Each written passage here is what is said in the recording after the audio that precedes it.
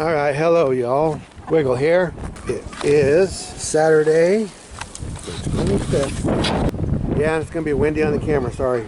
Saturday, the 25th of December. So it's Saturday, so it's our day off of work. Would be Christmas Day, but we don't do Christmas here. So, this is a regular day for us. So I'm going to do a little bit of a food forest walkthrough just past Solstice. So I'll call it the Winter Solstice Food Forest Walkthrough. I'm going to focus on wild edibles today. Stuff here in Zone 7 that you might be able to go out and find. Now, you can notice the fields behind. There's a little green to them, but they're mostly brown. You will notice in the food forest here that we have quite a bit more green, especially in the aisles.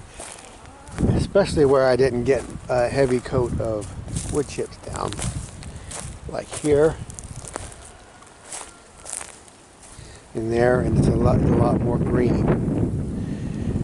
So I'm just going to point out some edibles, and you can check them out in your local area. I'm just going to kind of give you a rough idea without explaining too much about them. That way you can go find something in your area and you'll know that it's edible. I would suggest everybody familiarize yourselves with, turn away from the wind here, familiarize yourself with local edibles. They can save your life. If times really do get hard, this is very valuable knowledge, and it's not as common as it should be. Everybody should know this stuff. So, without further ado, here, this is a evening primrose. It's a 2-year plant, biennial. You want to get the first year rosette edible.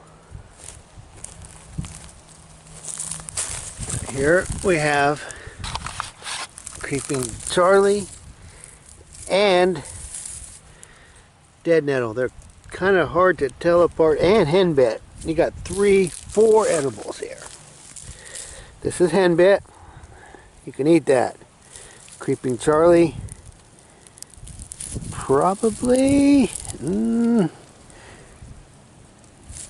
Anyway, you look up ground ivy, creeping Charlie, and you look up false dead nettle or purple dead nettle. They are very close. You're going to have to do some research to be able to tell them apart. The point is they're both very closely related and edible, and they often grow in the same place. So, I wouldn't even pretend to be able to distinguish everything. Definitely henbit though. And then you have a violet, wild violet. Again, you need to make sure of your identification. It's more than just a leaf, because there's other things that look like it that are not edible. But I know my garden pretty well, so I know that these are edible. Now all these are rich food, high in nutrient density, very low in calories, high in nutrients, high in minerals. So only try a few and make sure you can handle it. And oxalic acid, that's what a lot of these plants do, have that. So if you have a problem with chocolate or spinach and stuff like that, then you will know to take it easy on these. It can give you kidney issues, but it's greatly exaggerated. But I just want you to know there is a potential for a problem there. Alright, another edible, chicory. Looks a little bit like a dandelion. Chicory. Just check that out. Lance leaf, plantain, ribwort, narrow leaf plantain. This has been chewed on by something. Medicinal and edible. So, lance leaf, narrow leaf plantain. Then we have there's a little chickweed in there. Thought I saw a little chickweed. Yeah, right there's a little bitty chickweed. I've done video on chickweed. That is a really good one. So I'll find some more chickweed to show you. Trying to face away from the wind. Now I do have naturalized food in here that would not necessarily be a wild edible. There's garlic, chives there. See with the little stem, allium type seed stem. Alright. A lot of creeping Charlie here and a lot of dead nettle here, kind of mixed in. And you see this red? This is a giant Chinese or red mustard. It is naturalized here. I just let it a few grow and go to seed, and every year. So there's a lot of nutrition right there in that mustard. And that stuff's super easy to grow. At least for me, and hard to stop it. I'm going to walk backwards. Right, wild geranium, also useful. More of a medicinal, but you can't eat it. And then let's see. Now these are all second year evening primrose here, and you can use the seeds. They do all kinds of things with the seed oil. Well, actually, the seed is bigger. There you go. So you can do evening primrose oil. Got a little yarrow there as a medicinal. It looks kind of like a carrot. Here's some more chickweed. Kind of hiding in there.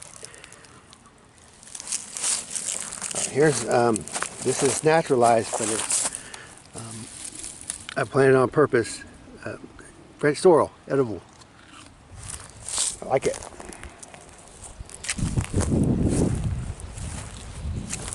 More evening primrose. Here's an excellent medicinal for lungs. Mullein. Cowboy toilet paper. You want to know about that one just for lung issues. Excellent medicinal.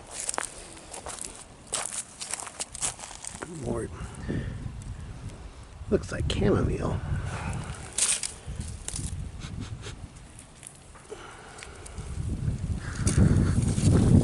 It's definitely yarrow though. Common yarrow, another medicinal, not really an edible. But you can see all the little evening primrose, rosette. That's all food. Up here. Now there's two kind of dock, and we get them both here, and they're not always easy to tell apart. Yellow dock, curly dock, and then broadleaf dock. Narrow yellow, broadleaf. There's two varieties in there. You can learn to tell them apart, but they're both very closely related, and they're both edible. You would want the middle young stems, and the varieties can be highly localized, so just try them out, see if they taste any good. So that, probably broadleaf kind of bitter. The broadleaf dock is more bitter than the narrowleaf, which is more lemony. But for lemony, there's my French sorrel, and you can see that they're cousins, very closely related.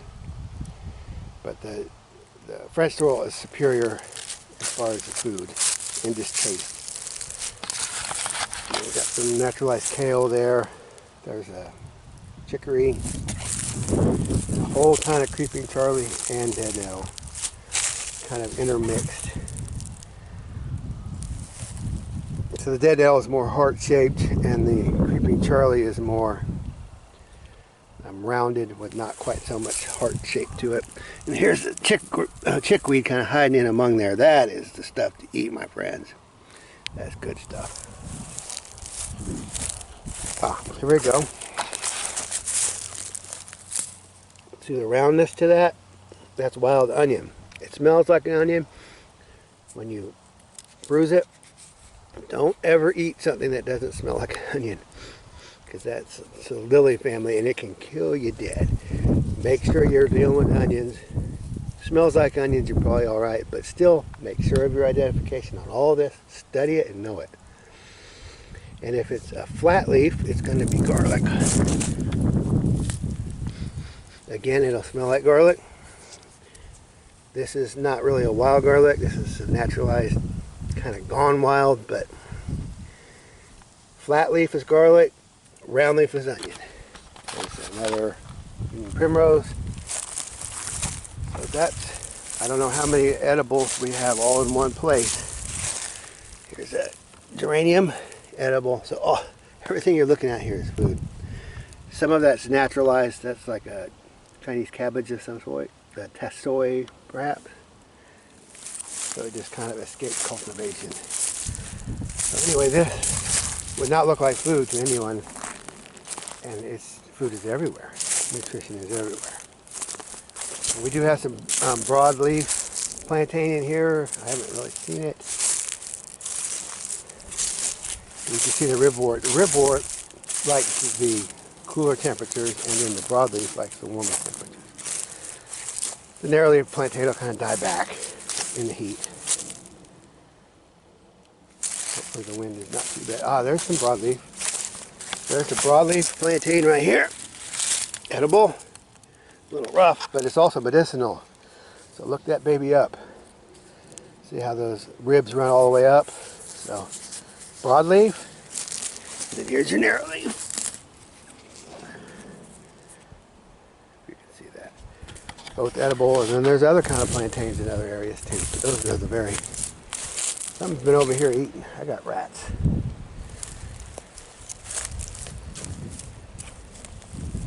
So I'm just trying to look around real quick and see if there's any other edibles that I missed.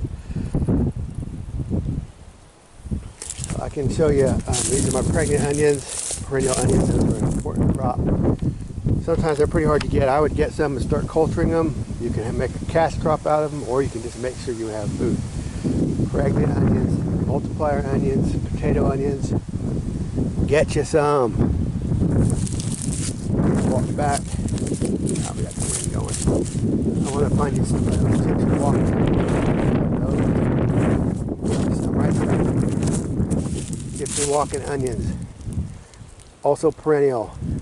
Get some. A little mustard. You get all of it. There's all kinds of different mustard plants. They're pretty good to have out in the garden. I don't have radishes out here. You should have radishes out. Throw them out and let them just do their thing. They are just food. It's ready to go. This is an important one too. This is a cousin to the French sorrel, to both the narrow and broad and narrow dock, curly dock. This is also Rumex family. This is sheep sorrel. This is a wild sorrel and has a very distinctive leaf, edible, and actually the root is worth a lot. If you want to grow this for a cash crop, the root is worth hundreds of dollars a pound. And I have this grown wild here. I just got a little start, brought it in, and it just loves it here. With some sage. Here's a mullein stalk here, just dropping more seeds for me. Again, the looks like dandelion, but it's not. Chicory. And yeah, I've got weeds in here. So anyway, the advantage of the food forest here is you can see that I have some growth, even this latent. This stuff's going to hold on. It might die back if we get a real bad cold snap, really bad cold snap, but it'll bounce back. We're going to have food. I also have some miner's lettuce naturalizing. That makes me very happy. Let me grab one. Oh, well, it looked like miner's lettuce. I've been trying to naturalize miner's lettuce. That's your chickweed. Chickweed and miner's lettuce are also related.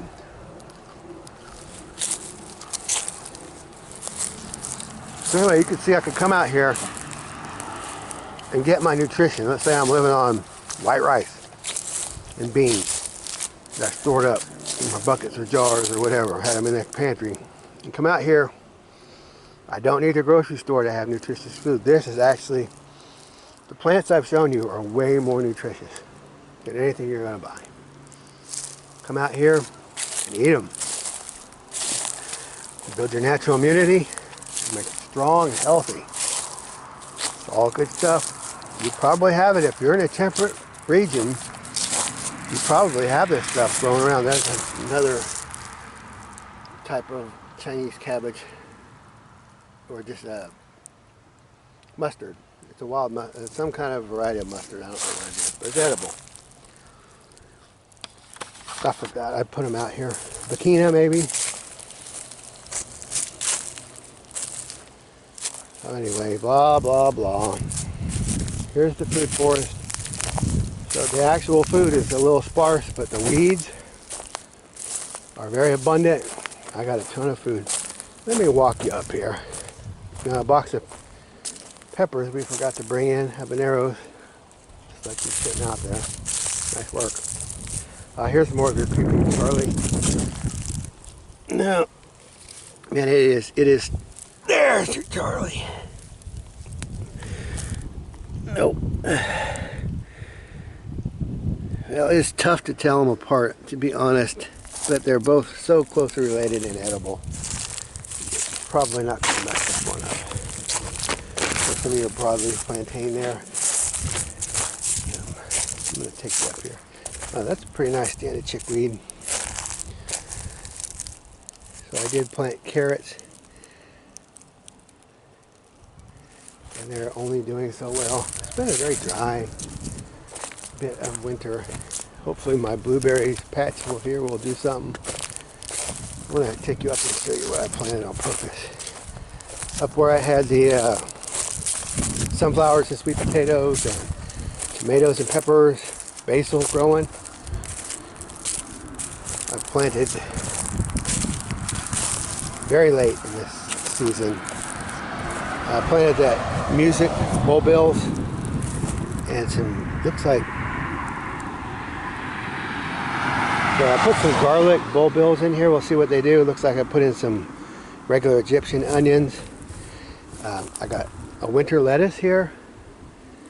I got a, I think a broccoli, maybe a collard, carrot. There's some cilantro. What is that over there? Some kind of, that's probably the collard, and then spinach again. So this was planted very late just to see, and it's trying to grow here in late December. And I honestly think it will make it through the winter. I don't think that when we get to cold it's going to kill it off. It might, but something of this will live and have a really great start on spring. So I'm glad I gave it a shot. It looks like everything needs a little more moisture, to be honest. It's just very dry, but I'm just going to let it do its thing. If anything, I know that all these weeds I've already showed you, I know they'll come in. If this stuff dies off, just because the fact that we have bare soil, when you scrape the soil in your area and plants come in, if you have any kind of fertility and any kind of moisture, you're going to get edibles coming in. More creeping Charlie, or dead nettle, or a little of both. There is some chickweed. So you get a lot of food that comes in all by itself. Just so you know. Walk through my bed, smart. And a lot of this you can eat raw. Some of it's better cooked. Again, just research it. This is my comfrey patch. I need to move my comfrey just out into my field. Get it out of the garden. In my blackberry patch here. Need to have this out where you can just run the animals through and let them graze it down for you. Better than all that management. Ideally, it would not be in the garden. Ideally, it would just be a field. Broad acre crop type idea. So not a lot growing in here other than just comfrey. But down in the walkways, I got the good stuff.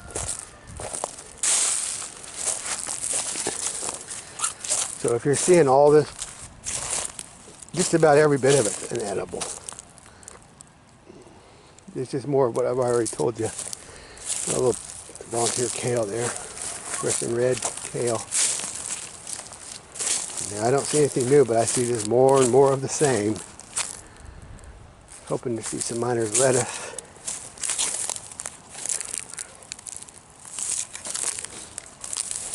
But no such.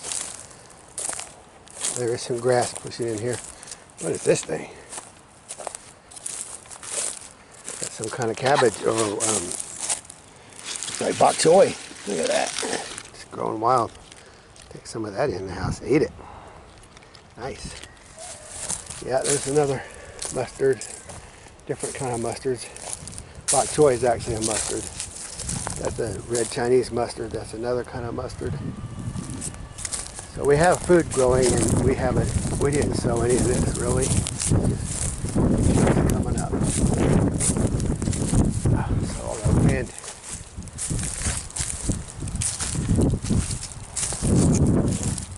There's another mullein.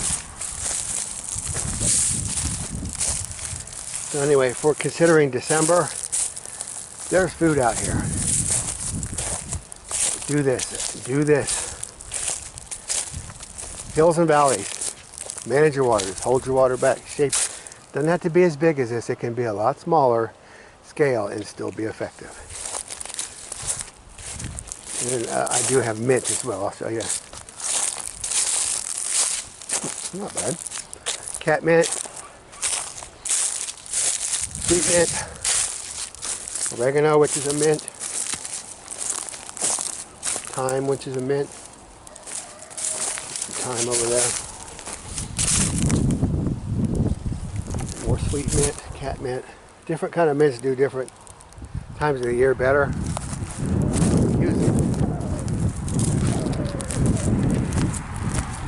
The rosemary has not died, but I'm going to go ahead and put a barrel over them just to keep them from dying. Because a lot of times it'll get cold enough to kill them. I don't want to lose them.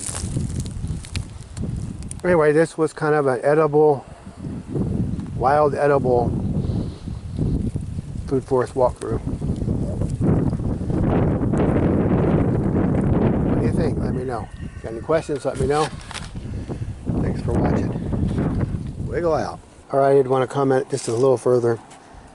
What a great way to have food security. Trying to get out of the wind.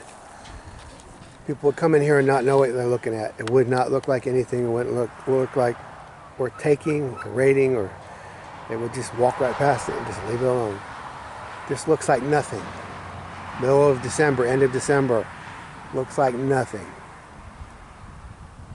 And you know, with that little bit of knowledge, familiarity with your local wild edibles, you're going to come out here and pick this stuff and eat it and add it to your empty calories that you've saved. Affordable empty calories. Beans, wheat, berries, white rice, pasta, another form of wheat. Very high calorie, very low in nutrition.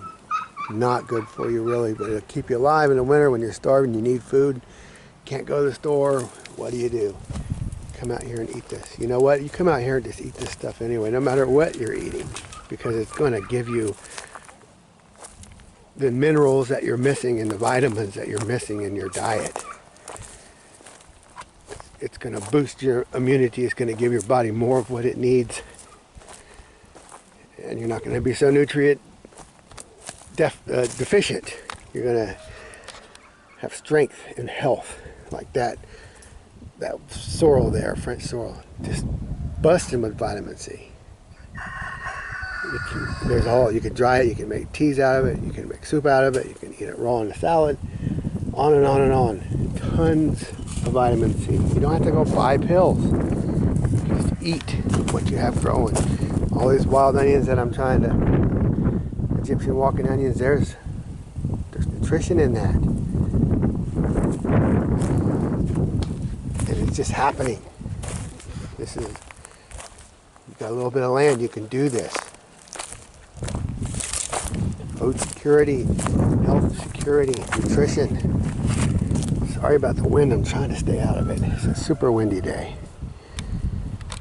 So anyway, it's just worth doing this. Even if you just let it go fallow, you're going to have, I didn't work for this stuff. This just comes. It's kind of a pain. But the advantage is when the heat hits, a lot of it dies out. And my other summer target crops just push right through it. So you can just use it as part of your strategy. Just fallow ground making food. Think about it.